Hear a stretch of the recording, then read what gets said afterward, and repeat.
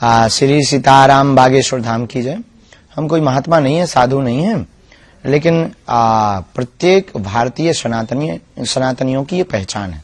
कंठी माला, मस्तक पर तिलक, ये पोटली हमारे गुरुदेव भगवान की दी हुई मालाओं की है। इसमें मालाएं हैं, आदि आदि चीजें हैं जो गुरुदेव भगवान ने हमको प्रसाद रूप में दी थी, जिनके प्रभाव और प्रभुत्व से हम जन कल्याण के लिए मानव जीवन की दैहिक दैविक भौतिक समस्याओं के समाधान का रास्ता बतला पाते हैं अथवा लोगों को मार्गदर्शन दे पाते हैं। ये उस तपोबल की पोटली है पूज्य गुरुदेव भगवान की, हमारी निजी कोई तपस्या नहीं जी। चूंकि राम दरबार है आपके गले में और राम मंदिर का उद्घाटन होना है, प्राण प्रतिष्ठा होनी है भगवान श्री राम की मूर्ति की अयोध्या में, ये जो एक उत्सव है इसको लेकर के आप, चूंकि आपको निमंत्रण मिला है, आप वहां पर शायद जाएंगे भी, जा रहे हैं। उत्सव है, इसको किस तरह से आप देखते हैं? ये आज तक की समस्त सनातनियों की, हिंदुओं की सबसे बड़ी विजय है, सबसे बड़ी जीत है। यह उत्सव दीपावली से बहुत ज्यादा खास है।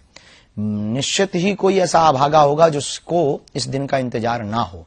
हमको तो है, राम भक्तों को भी है। केवल भारतीय को नहीं, भारतीय मूल के लोग जितने भी अन्य देशों में रहने वाले लोग हैं उनको भी है। तो जो है हमारा यही कहना है कि उस दिन दीपावली मनावे और उत्सव का उत्साह पूछो मत। प्रेम अत्यधिक होता है तो वाणी कम बोलती, आंखें ज्यादा बोलती हैं। ठुमका लगाने को जी चाहता है, अयोध्या जी जाने को जी चाहता है जी। लेकिन आप जो कह रहे हैं कि उत्सव का ये दिन है, विजय है सनातनियों की, लेकिन कुछ लोग इसी धर्म से जुड़े हुए लोग वो जो बयान दे रहे हैं, कोई कहता है अभी भी ये कोर्ट का फैसला है, मंदिर तैयार हो चुका है, लेकिन अभी भी कुछ लोग सलाह देते हैं कि वहां पर अस्पताल बनना चाहिए, तो कोई कहता है स्कूल बनना चाहिए, और कुछ लोग तो सनातन धर्म पर ही प्रश्न उठाते हैं कि इसमें तो जाति विभेद है। ये तमाम चीजें अभी भी प्रश्न उठ रहे हैं। बिल्कुल भी जाति विभेद नहीं, मूर्खतापूर्ण बातें हैं ये। और पहले तो उत्तर हम आपको ये दे देवे कि वहां पर अस्पताल वहीं पर क्यों बनना चाहिए? मस्जिदों पे बनवाओ, चर्चों पे बनवाओ। अस्पताल, विद्यालय आपको बनाने, हम इनके विरोध में नहीं, पर ये हम सबकी आस्था का केंद्र है।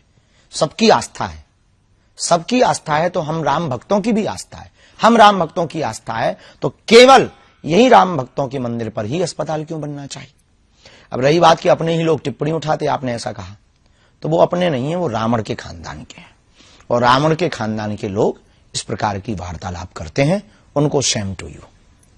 शास्त्री जी, इसमें एक सवाल ये भी है, चूंकि कोर्ट से फैसला आया है तब मंदिर बन रहा है, लेकिन श्रेय लेने की भी बात चल रही है। कुछ लोग कहते ये भी सवाल उठा रहे हैं कि राम हमारे हैं तो राम किसके हैं? अब आप ही बता दीजिए, चूंकि आप गुरु की श्रेणी में, तो आप ही बताइए कि राम किसके हैं? राम सबके हैं, राम जन जन के हैं, राम का विश्व है, राम व्यापक है, राम विश्व के प्रणेता है, राम विश्व के मानवों की आचार्य संगता है, राम विश्व की आधारभूत है, राम एक बहुत बड़े नायक हैं, राम एक इस देश के प्राण हैं, इस देश की श्वास है। राम सबके हैं, जिनको भी श्वास और हवा की जरूरत है उनके राम हैं। और रही बात जातिवाद के लिए राम मंदिर नहीं हो रहा, सबरी का मंदिर बन रहा, निषाद राज जी का भी मंदिर बन रहा, तो क्या ये जातिवाद के लिए बन रहा? जातिवाद के लिए मंदिर नहीं है, अपितु राम भक्तों की आस्था के लिए मंदिर है। एक बयान जो आया कि वो भगवान श्री राम को उन्होंने कह दिया कि वो तो क्षत्रिय धर्म के थे, मांसाहारी थे, इस तरह के भी भगवान श्री राम। बाद में उसने क्षमा मांगी। मूर्खतापूर्ण बातें हैं, राक्षस वृत्ति के लोग हैं। इस प्रकार के जो वार्तालाप, ना इन्होंने राम को समझा, ना रामत्व को समझा, ना राम तत्व को समझा, ना इन्होंने राम के बारे में पढ़ा, ना गढ़ा। इन्होंने सिर्फ अपने बयान को कहकर न्यूज में बने रहने का उपाय सोचा है। और सबसे सस्ता उपाय प्रभु श्री राम पर और राम भक्तों पर आस्था पर उंगली उठाना है इस देश में। ऐसे ही लोगों को ठिकाने लगाने के लिए हम भारत हिंदू राष्ट्र चाहते हैं। जी। शास्त्री जी, प्रधानमंत्री जी ने एक बात कही थी, क्या आप उनसे सहमत हैं? उनकी जो बात थी कि जो लोग विपक्ष में बैठे हैं, जो खासतौर से सनातन धर्म का विरोध कर रहे हैं, उन्होंने लगातार लोगों की भावनाओं को ठेस पहुंचाई है, और जो हमारे फेस्टिवल हैं, जो हमारे मंदिर हैं, उनको उन्होंने लूट का माध्यम बनाया। आप इस बयान से कितने सहमत हैं? जो ऐसा कर रहे हैं उनके लिए ये बात सही है।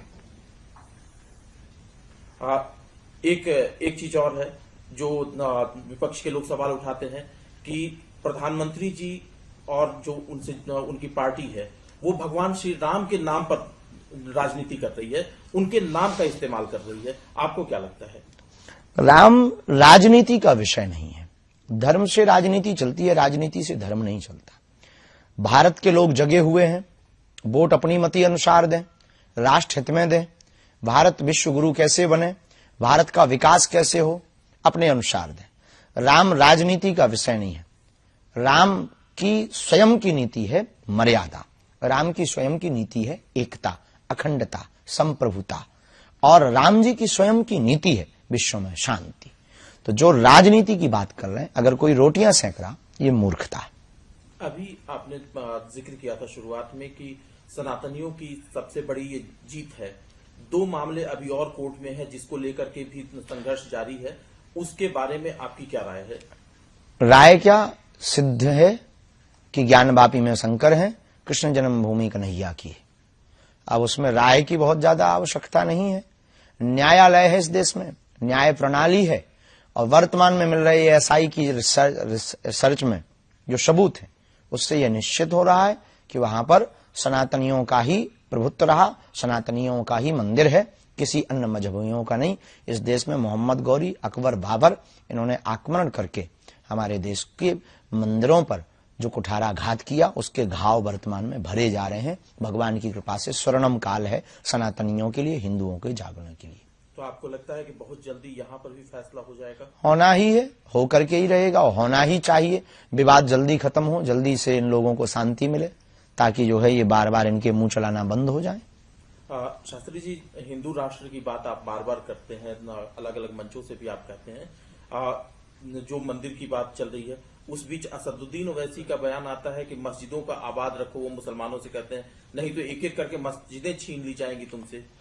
ये उनका भीतर का डर बता रहा है कि वो कितने कमजोर हैं और कितने निर्दयी हैं।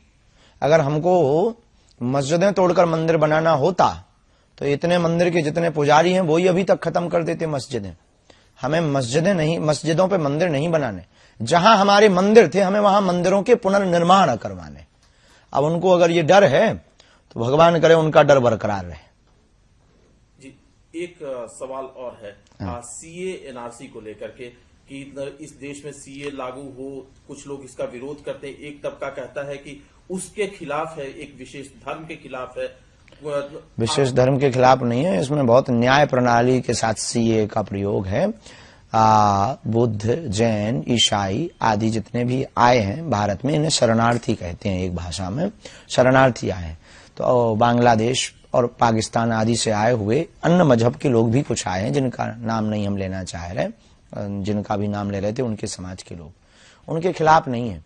पर उनके लिए एक बहुत सुंदर तर्क है कि तुम अपना देश छोड़ के क्यों आए, क्या आवश्यकता थी? भाई हमारे घर में भोजन भाजन की बढ़िया व्यवस्था होगी तो हम पड़ोसी के घर क्यों डेरा डालेंगे? या तो कोई तुम्हारा षड्यंत्र है, या फिर तुमको कोई कान भर रहा है, या कोई इंटरनेशनल साजिश है। तो बढ़िया है, सीए बहुत बढ़िया है। शास्त्री जी, एक राजनीतिक सवाल है, क्योंकि 2024 में लोकसभा के चुनाव भी होने हैं, राम मंदिर का निर्माण हो रहा है, ये आकलन है कि इसका प्रभाव भी रहेगा लोकसभा के चुनाव पे। आपको क्या लगता है, भारतीय जनता को जो वोट देने जाएगी, क्या उसको नरेंद्र मोदी को एक और चांस देना चाहिए? हम राजनीति पर टिप्पणी तो नहीं करते, न राजनेता पर टिप्पणी करते। जो राष्ट्र हित की बात कर रहा, राष्ट्र हित के लिए बोल रहा, राम राज्य की स्थापना के लिए जी रहा, ऐसे व्यक्ति को भारत के संपूर्ण वोटरों को स्वविवेक के साथ अपनी मति के अनुसार वोट देना चाहिए। अब किसको देना चाहिए ये तुम्हारा विवेक, हमारे कहने से आपको वोट देना नहीं। और हम राजनीति पर टिप्पणी करके काहे को बेफिजूली में फंसे। लेकिन कुछ लोग ये राय रखते हैं कि शास्त्री जी पर्ची निकालते हैं तो राहुल गांधी और कांग्रेस की भी कभी पर्ची निकाल करके बता दें कि देखो साहब, हम पर्ची निकालते हैं मानव जीवन की दैहिक दैविक भौतिक समस्याओं के समाधान के लिए। सबको आना चाहिए, जिन्हें निकलवानी है वो आए। अब आपके कहने से नहीं हम निकालेंगे, जिनको निकलवानी है वो हमारे पास आए, हम बिल्कुल बारे में उनके बताएंगे। जो हमें चेतना के बल पे, शक्ति के बल पर पता लगेगा, हम बोलेंगे, और जो बोलेंगे वो सत्य होगा। ये हनुमान जी की कृपा।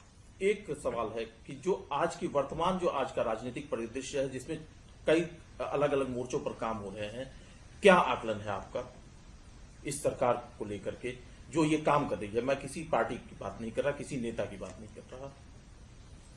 इस पर अभी हम कुछ कह नहीं सकते जी, एक सवाल आखिरी है, चूंकि राम अयोध्या में आ रहे हैं, अपने भवन में जा रहे हैं, राम राज्य को लेकर के कि राम राज्य की स्थापना कैसे हो, सिर्फ राम के आने से राम राज्य की स्थापना नहीं होगी, क्या संदेश देना चाहेंगे आप?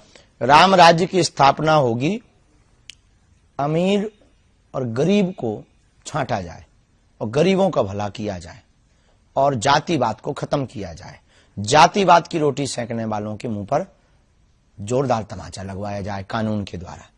और भारत में राम राज्य की स्थापना, ये जो राम जी के ऊपर टिप्पणी उठाते हैं, इनके लिए कठोर कानून बनाया जाए और तीर्थों को स्वच्छ पवित्र किया जाए और तीर्थ क्षेत्र में बिकने वाली मांस मदिरा पर पूर्ण प्रतिबंध लगाया जाए और गरीबों को पूर्ण अधिकार दिया जाए, चाहे वो किसी भी जाति का हो, किसी भी वर्ग का हो, किसी भी मजहब का हो, तो भारत हिंदू राष्ट्र बनेगा और राम राज्य होगा।